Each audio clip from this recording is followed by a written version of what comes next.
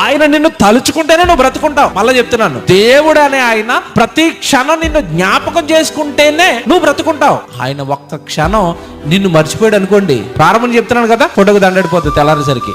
నిరంతరం ఆయన నిన్ను జ్ఞాపకం చేసుకోవాలి, అప్పుడే బ్రతికి బట్ట కడతావు.